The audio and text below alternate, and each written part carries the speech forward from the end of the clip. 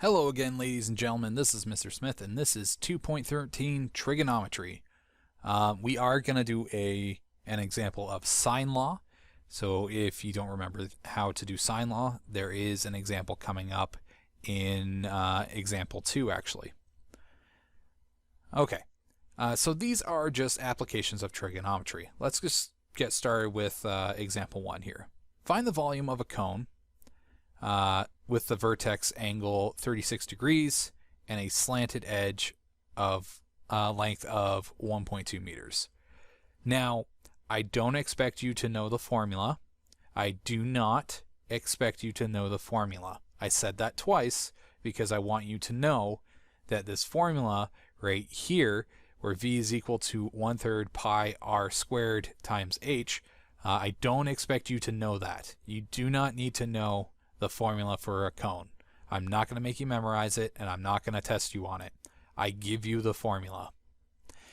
However, I will expect you to be able to figure out the volume given that information there, and I'll show you how to do this now. So, the computer is much better at drawing this. So if I reveal this, we see a cone here with a dashed line through it and a dashed line here. What's important about this is this is a right angle here. So right off the bat, we're dealing with right angle triangles. Another thing to note is the reason I got 18 here is because half of 36 is 18. I just got the 36 from here because it's 36 the whole way across that point there. So if it's 36 the whole way across, halfway across, it's 18. So that's where the 18 comes from. All right, now we know where all that information came from. You guys can pause the video to draw this if you so choose. Let's just get started with what information we need to solve for volume. Well, we need to know two things. We know what pi is. Our calculators have special buttons for them, and if they don't, it's 3.14159, and then an infinite number of digits after that. So we need to solve for r. Let's solve for r first, and the way we do this is we notice, and I'm going to use blue for this, we have a right angle triangle here where we're given the hypotenuse. And we can find r because it's going to be our opposite. So we're going to use sine. Sine of 18 is equal to r over 1.2. Then we can cross multiply and we get this decimal. R is equal to 0.3708. All right, so that's how we find r. But then we need to find the height. And the way we find the height, which if we have the height here, we use, well, this is actually our adjacent. So now we can use cos, because cos is adjacent over hypotenuse. So cos of 18 is equal to h over 1.2. Solve for h. You get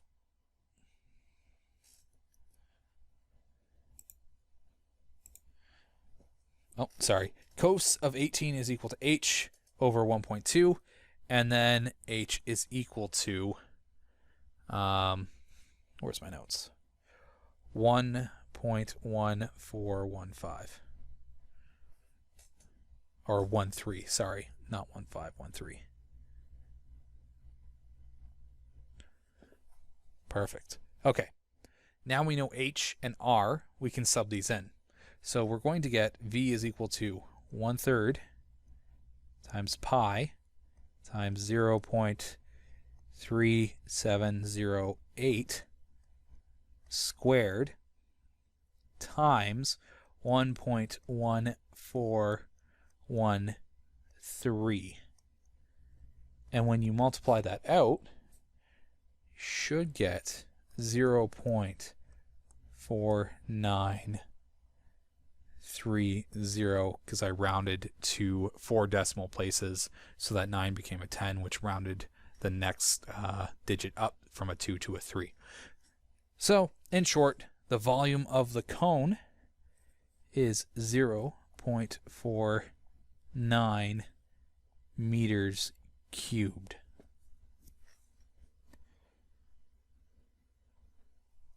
Okay, that should be enough for that example. Let's move on to the next one. You can pause the video to keep copying this down. Here we go.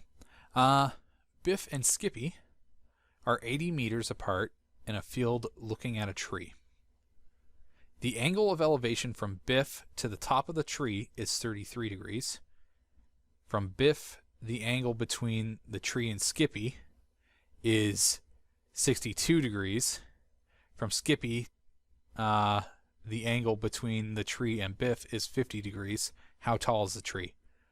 Wow, there's a lot going on. This is actually a three-dimensional question because Biff and Skippy are on the flat surface standing away from the tree. Let's say T.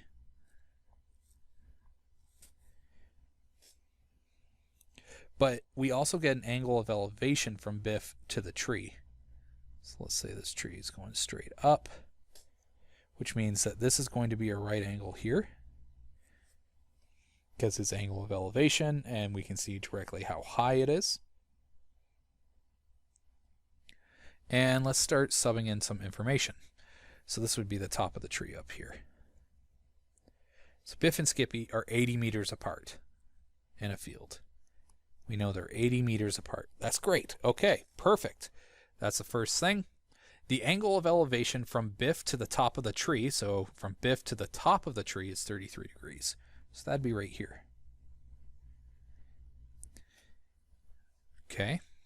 From Biff, the angle between the tree and Skippy is 62 degrees. So if you're standing where Biff is, where the B is, you're measuring the angle from the tree to Skippy. So that means at B, in this lower triangle, the angle's 62 degrees. Perfect. And then from Skippy, so he's measuring the angle between the tree and Biff, and it's 50 degrees. So he says this is 50 degrees. Now I want you to determine how tall is the tree. Okay. Well, there is a lot of information here, and we need to determine some things before we can actually determine the height of the tree. Our end goal is to determine the height of the tree, but in order to do that, we need a side length in the right angle triangle, and before we can do that, we actually need to figure out the length of the adjacent triangle, the adjacent oblique triangle. So to do that, we need to figure out alpha here, then we can figure out y here, then we can figure out x. So let's say alpha is 180 minus 50 minus 62. So you should get 68. Once we have that, we can use sine law here. This is awesome because now it's sine of 50 over y is equal to sine of 68, which is our alpha, over 80. And of course, we use cross multiplication. 80 times sine 50 divided by sine of 68, and you should get y is equal to 66.10 meters. I rounded it to 2 decimal places and I bumped it up. Okay, so now we have a side length of both the oblique and the right angle triangle that we can use to solve for x. Now in the right angle triangle, from Biff to the tree, that doesn't include Skippy, we know the base, and we need to find the opposite. So we know the adjacent, and we need to find the opposite. That means we use tan. So tan of 33 is going to equal, well, our opposite over adjacent, which is our y value, and then we cross multiply. Well, we put it over 1, then cross multiply. So 66.1 times tan of 33, then divide by 1. You should get x is equal to 42.93 meters. Therefore, the tree is approximately 42.9 meters tall. Okay. That one is a bit tricky because it is three-dimensional and you're using two triangles.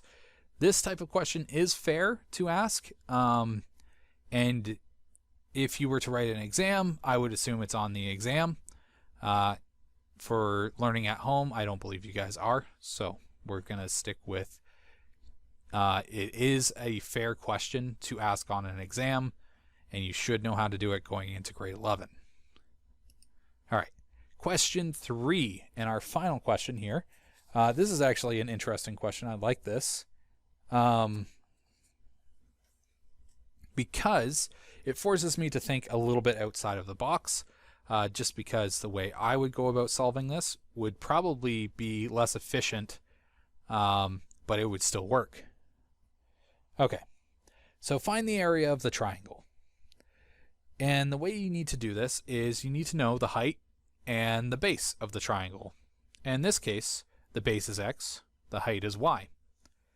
To find x, you actually just can use cosine law. First, you need to find theta, though. Theta is going to be 180 minus 25 minus 45. And that's 110. So 110 and 16 is going to be the ratio we use, and then we're going to use sine of 45 over x for the other half of the ratio there. Perfect. It's set up right there. So then we cross multiply. 16 times sine of 45 divided by sine of 110, and you should get what x is equal to, which is 12.0398. The reason why we use 4 decimal places is because we're not rounding to a final answer yet. So while we're doing rough work, 4 decimal places is considered okay. So now we have x. We need to determine y. What's interesting about this is I didn't see this right away.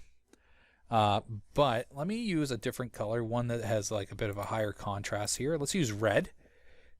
There is a right angle triangle here, right? I didn't see this right away. I saw the smaller one, the one that's right in here. But that's wrong. You don't want to use that one because you don't know what that side length is. But you can use the larger one to solve for y, because you have an angle here that's 25, and then you have the hypotenuse here, and you're trying to find your opposite. So you use sine of 25 equals y over 16. And then you can solve for y. Once you solve for y, which is 6.7619, you can then use x and y to determine the area of the triangle. If you don't remember what area of a triangle is, it's base times height divided by 2. I would expect that you know that, at least. Area of rectangles and triangles, I think, are fair game. Okay, so there's your area formula. You're going to sub in your base, which is 12.0398, and then multiply by your height, which is 6.7619. There it is there. And you should get 40.7 centimeters squared. All right, that is the end of this lesson. It combines a little bit of everything. I don't believe we did cosine law in this example, but it will be in your practice, I'm pretty sure. And if you do have any questions, make sure you ask. You can always go back and review your notes. Post questions in the forums.